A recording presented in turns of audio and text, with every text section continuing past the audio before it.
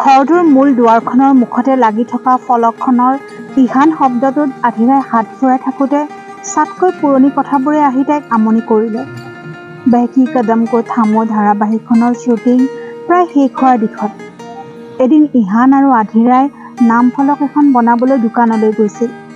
এতিয়া যিহেতু দুয়োৰে নিজস্ব এটা পৰিচয় গঢ় লৈ উঠিছে, সেয়েহে সিহঁত দুয়োৰে নিজৰ ঘৰখনত লগাবলৈ নাম ফলক এখন বিচাৰি গ'ল।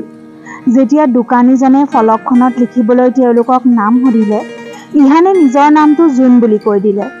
ইহানৰ উত্তৰ শুনি তাই তালৈ কেৰাহীকৈ চালে। প্ৰথমবাৰৰ বাবে তাইৰ চকুত সিদিনা ইহানে তাৰ প্ৰতি সন্দেহ জাগি উঠা যেন দেখিবলৈ পাইছিল। তেতিয়া সি লগে লগে তাৰ নাম সলনি কৰাৰ আঁৰত থকা ঘটনাটোৰ বিৱৰণ দিয়াত আধিৰাই কৈছিল, যিহেতু তুমি এতিয়া মানুহৰ মাজত ইহান নামেৰেই পৰিচিত, গতিকে জোন নামটো পাহৰি ইহান ব্যৱহাৰ কৰাটোৱে উচিত হ'ব। নহ'লে মানুহে মোৰ কথা কি বুলি ভাবিব কোৱা? মোৰ নামৰ লগত আৰু তোমাৰ কথা ভাবিবলৈ কি আছে? একো তৎ ধৰিব নোৱাৰি ইহানে আধিৰাক প্ৰশ্ন কৰিছিল। কিয়? মানুহে নাভাবিব জানো? কি ছোৱালী এইজনী, প্ৰেম কৰে এজনৰ লগত আৰু থাকে আন এজনৰ লগত। তোমাৰো যে কথা। আধিৰাৰ কথা মতে ফলকখনত ইহান নামটোৱে লিখা হ'ল আৰু তলত সৰুকৈ লাভ বুলি লিখি আধিৰাৰ নামটো লিখাই আনি দুয়ো নিজ হাতে এই ফলকখন এইখিনি ঠাইত লগাইছিল। অতীতৰ সোঁৱৰণিবোৰৰ গৰ্ভত বিলীন হৈ থাকিবলৈ এতিয়া কেৱল আধিৰাহে আছে। ইহানে এই পৃথিৱীৰ মোহ এৰি অইন এখন ঠাইলৈ গুচি যোৱাৰ আজি 20টা দিন পাৰ হ'ল।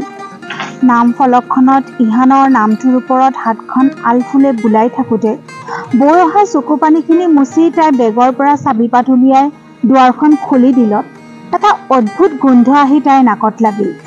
বহুদিন বন্ধ হৈ থাকিলে ঘৰবোৰৰ পৰা এনেধৰণৰ গোন্ধ অহাটো স্বাভাৱিক। কোঠাটোত সোমাই চাৰিওফালে তাই এবাৰ চকু ফুৰাই চালে। সকলোবোৰ একেই আছে, কিন্তু একে নাই আধিৰা আৰু ইহানৰ সম্পৰ্ক।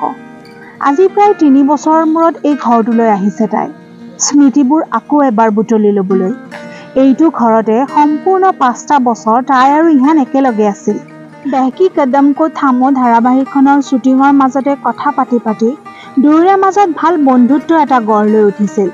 আধিৰাই ইহানক কুটুৰি কুটুৰি তাৰ পৰা অসমীয়া ভাষাটো আয়ত্ব কৰি লৈছিল আৰু প্ৰায়ে সিহঁতে নিজৰ মাজত কথা পাতিলে অসমীয়াতে পাতিছিল। 2 বছৰমান ইহানে সেই নিৰ্দিষ্ট ভাড়াঘৰটোত থাকিয়েই শ্বুটিঙলৈ বুলি অহা যোৱা কৰিছিল। এদিন কথা নাই বতৰা নাই আধিৰাই তাৰ ওচৰলৈ আহি হঠাৎ তাক এটা প্ৰস্তাৱ দিলে, ব'লা আমি দুয়ো শ্বুটিং স্পটৰ ওচৰতে ঘৰ এটা লৈ থাকোঁ। আধিৰাৰ প্ৰস্তাৱটোত ইহান আচৰিত হৈছিল।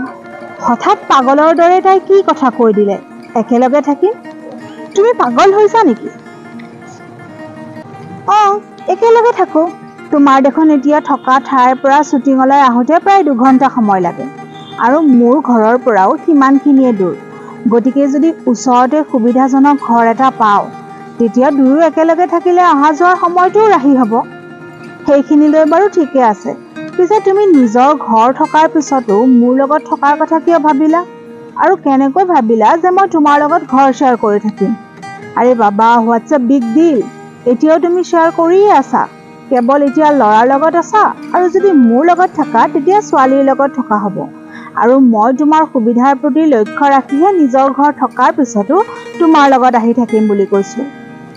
মোৰ কথা ইমানখিনি চিন্তা কৰাৰ বাবে thank you so' much, but I am really very sorry. মোৰ দ্বাৰা এইটো সম্ভৱ নহ'ব। মই যেনেকৈ আছোঁ তেনেকৈয়ে ঠিক আছোঁ। অলপ কষ্ট হয়, বাট আই উইল মেনেজ। ইহানৰ মুখত লাজ ভয়ৰ স্পষ্ট ছাপ দেখি আধিৰাই নহঁহাকৈ থাকিব নোৱাৰিলে আৰু তাই হাঁহি হাঁহিয়ে উত্তৰ দিলে, জাষ্ট জকিং, এনেই কৈ চাইছিলোঁ। তোমাৰ ৰিয়েকশ্যন কি হয়? তুমিতো সাংঘাতিক চিৰিয়াছ হৈ গ'লা। মই আচলতে তোমাৰ মোৰ প্ৰতি কেনে ভাৱ গঢ় লৈ উঠিছে সেইটো চোৱাৰ মানসেৰেহে কথাখিনি কৈছিলোঁ। Thank god. মই আকৌ ভাবিলোঁ হঠাৎ আকৌ তোমাৰ কি হ'ল। মোক ইমানেই ভাল লাগিলনে যে মোৰ কাৰণে নিজৰ ঘৰ এৰি আহি মোৰ লগত ৰুম শ্বেয়াৰ কৰি থাকিবলৈ মন মেলিলা? তুমি বহুত ভাল জানা। এতিয়া মই যদি কোনোবা আন ল'ৰাক এনেকৈ একেলগে থকাৰ প্ৰস্তাৱ দিলোঁ হয়, তেতিয়া হয়তো একে ছাতে হা কৰি দিলেহেঁতেন। But you are different from others. বেলেগৰ কথা নাজানো, কিন্তু মই তোমালোকক সন্মান কৰোঁ।